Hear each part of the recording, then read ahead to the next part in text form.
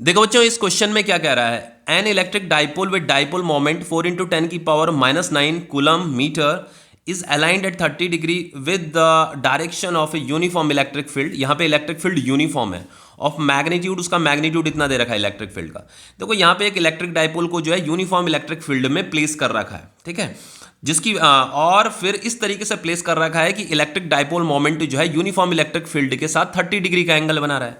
तो देखो जैसे मान लो ये इलेक्ट्रिक फील्ड की आपकी ये डायरेक्शन है, इस तरफ ये इलेक्ट्रिक फील्ड की डायरेक्शन है, ठीक है। हमने इस इलेक्ट्रिक फील्ड में ये डाइपोल को प्लेस कर रखा है, डाइपोल आप समझते होंगे, ठीक है। तो जो इलेक्ट्रिक डाइपोल मोमेंट की जो डायरेक्शन होगी वो from negative charge to positive charge होती है, ठीक है। इस तरफ है इलेक्ट्रिक डाइपोल मोमेंट की डायरेक्शन, जिसे पी से डिनोट किया जाता है इलेक्ट्रिक डाइपोल मोमेंट को। और इलेक्ट्रिक फील्ड की डायरेक्शन ये है, ठीक है, जो कि हमें गिवन है यहाँ पे फिगर में, ये इलेक्ट्रिक फील्ड है और इनमें ये एंगल बन रहा है थीटा। तो जब भी हम इलेक्ट्रिक फील्ड के अंदर इलेक्ट्रिक डाइपोल मोमेंट को, इलेक्ट्रिक डाइपोल को रखते हैं तो वो इलेक्ट्रिक डाइपोल रोटेट करने लगता है, ठीक है। तो उसी अमाउंट ऑफ रोटेशन को क्या बोला जाता है, टॉर्क बोला जाता है।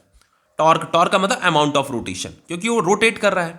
तो टॉर्क का फॉर्मूला होता है आपका पी ई साइन थीटा।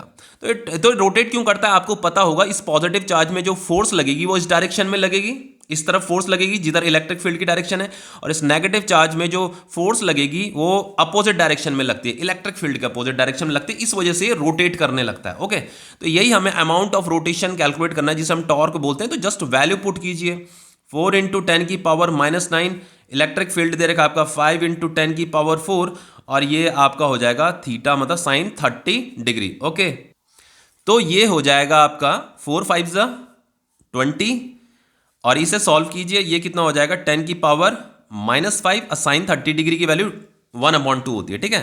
तो ये 2 10 20, तो टॉर्क आ रहा है आपका 10 इंटू 10 की पावर -5, एंड ये फाइनली आप इसे ऐसे भी लिख सकते हो 1 इंटू ये 10 इंटू 10 की पावर -5, 10 को 1 इंटू 10 लिखा जा सकता है ना।